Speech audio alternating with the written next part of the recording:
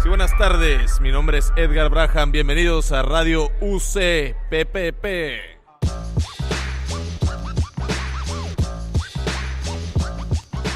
Welcome to the Walk-ons, where we take a look at the world through the lens of sports.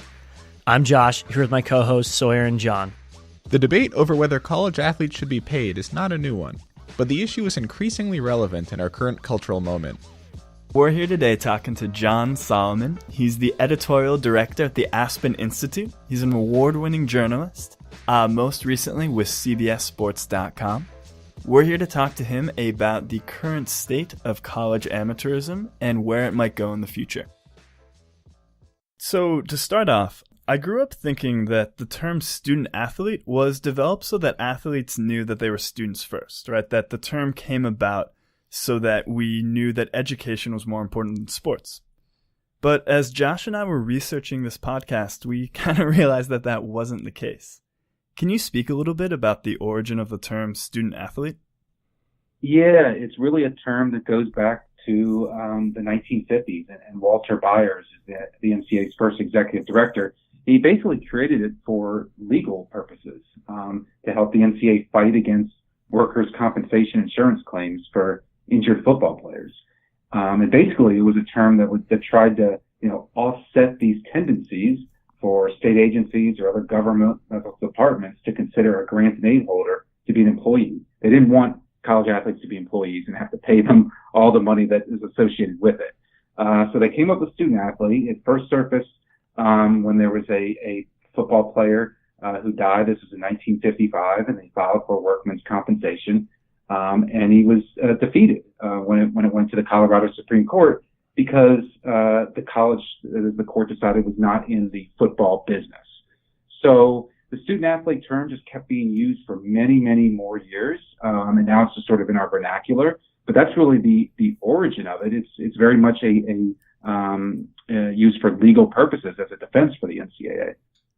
So where are we now with that term? We still use it, so it's lasted 60 plus years, but in terms of in a legal context, does that still apply, that meaning of the word student athlete? Not as much, right? So it's still in our popular terms. You hear it, at NCAA press conferences, you may see reporters or media, say student athlete, but legally, there's been some dents into it, particularly in the Ed O'Bannon case at the trial in 2014 over names, images, and likenesses, and whether athletes could profit off those. And basically the judge in that case, Claudia Wilkin, really didn't have any, see any use for the term student athlete and didn't really see it as a great defense, and basically threw it out as a defense argument for the NCAA. So in this general topic of amateurism in college sports, right, Josh and I, we're clearly not experts on the topic.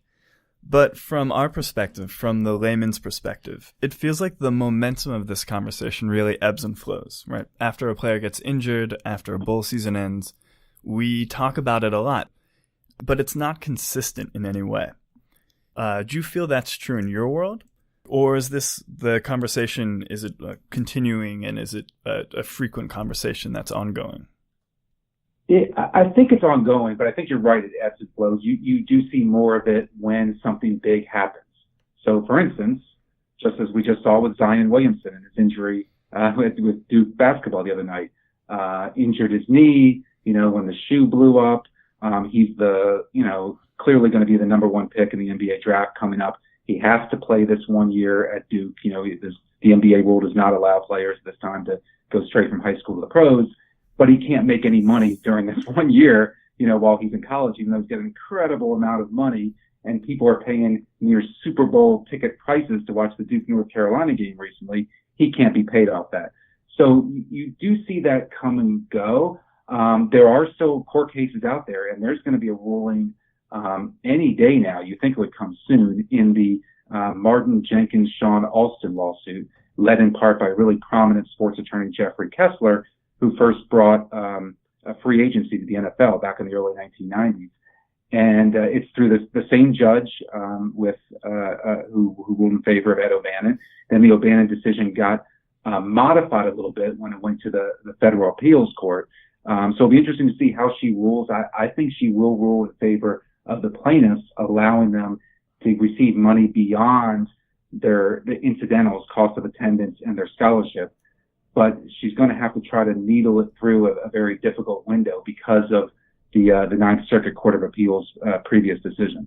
And all that sort of getting into the weeds and not totally answering your question, but I do see it ebb and flow, and I do think that there potentially could or will be a day when players just rise up, college athletes, and say, no, we're not going to play in this particular big game.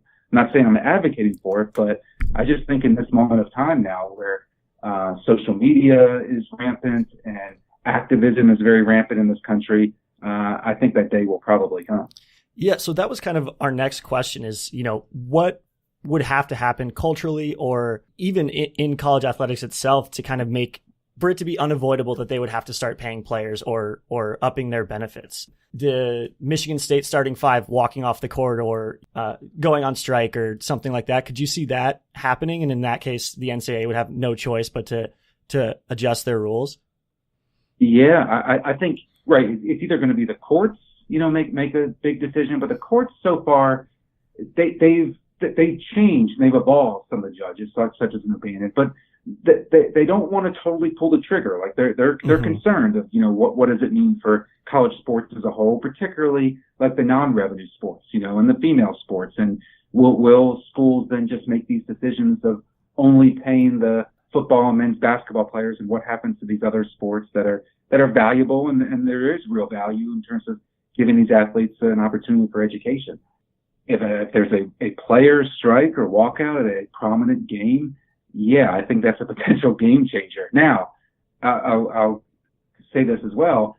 I think the players, if you do that, it's going to be hard for them, right? Because players just want to play, first and foremost. They're competitive. They've got teammates. They're playing all season, and they're trying to win a championship and trying to help themselves and their draft prospects, in the future.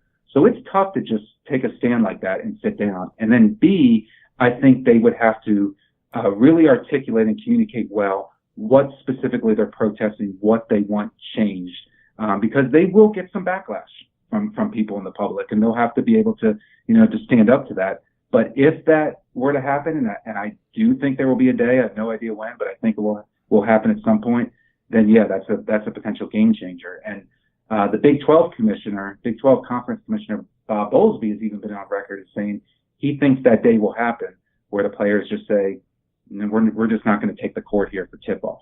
And I think it would be more likely to happen in basketball than football, largely because it's just easier to get fewer players, involved in it. You just maybe need a starting five or maybe 12 or 13 on the whole team as opposed to, 85 in football. So you've alluded to like a couple of ways that change could come about, right? One of those paths is through like this player empowerment movement that we're kind of seeing growing in professional sports and maybe hasn't translated yet to the college realm. And the other way that we could see big systemic change would be through the courts. If we are talking about change in the legislative sense, what would that change look like? What Jeffrey Kessler wants in the ongoing Jenkins case is basically let conferences or schools to make their own independent determinations about how to fairly compensate college athletes. But there is a ruling from the O'Bannon case that basically says you can't pay athletes anymore beyond their educational expenses. And so by educational expenses, that now has come to mean, okay, right, tuition, room and board, the traditional scholarship, and also the cost of attendance. So that came into being several years ago. The NCAA adopted it largely because of what was happening in the O'Bannon case and threats there. And it allows players, schools to provide, they don't have to, but they're allowed to provide athletes a couple $1,000s extra each year on top of the scholarship. Incidental extras, travel home, other parts of just being, living as a college student. So given that ruling that it's got to be right now, at least the way the ruling is, it could change, but it says it has to be tethered to educational expenses. You could think, are there other ways you could provide money to players that you could say is tied to education? Could you say, we're going to be, the school says we're going to pay you for graduate school as well, and we'll give you expenses tied to that. Could the school say, we'll give you a bonus, if you graduate, from college, at a certain date? There are lots of different ways that it could go depending on that, however that ruling plays out. Yeah. And so I think that's another issue in this, right? Even whether you're a proponent or opponent of paying college athletes, there is a second question of what does this actually look like, right? So in the most kind of free market sense, if we're allowed to, pay college athletes, then you'd have, your favorite offensive lineman at Clemson, he gets picked up, Alabama pays him more money and he transfers, right? So there's kind of that extra aspect aside just from what ought we to do. It's how would we then do that? So, if we stage a coup, right, and install Jon Solomon as king of all sports, what do you think it looks like in terms of making sure it's fair for the players, making sure that the game's still marketable and that people can still watch their favorite team without worrying about their favorite player leaving next week? What do you think that looks like? Yeah, I mean, there's a couple of different ways to go. And I think, we've talked about some at the Aspen Institute and my previous work I've done as a reporter, but I think that the easiest way to go is to sort of go the Olympic model, and that is allow athletes to make money off their names, images, and likeness. This would basically let them have endorsement deals. Let them get outside money from Nike or Under Armour or EA Sports, and then you could have the college football video game and basketball games come back that were very popular and went away because of the O'Bannon case. I mean, these companies out there want to pay the athletes. I mean, these athletes, some of them, not all, but some, do have value beyond their scholarship. The vice president of EA Sports during the O'Bannon trial testified that if they could, they would pay the players for use of their image in the games. Instead, they still created the image of the players in the games, but they didn't use their names, but you could clearly tell who it was, and they didn't pay the players either. So you could allow them to make this money. You could also do some group licensing with the schools, so the schools could actually be making money off this. They wouldn't necessarily, most likely, lose any money because it'd be coming from outside sponsors. The schools could do joint, say, like autograph shows with players. Players get a cut, the school gets a cut. You could do, licensing with jerseys. So the school's name is, still on the jersey and the number, and then the player's, number, and name is on the back, as well, and they both get a cut. There's a professor at Tulane University named Gabe Feldman who did a really good sort of white paper on what this would look like a couple years ago and presented it to the Knight Commission on Intercollegiate Athletics. And it's probably the best model out there for this particular approach.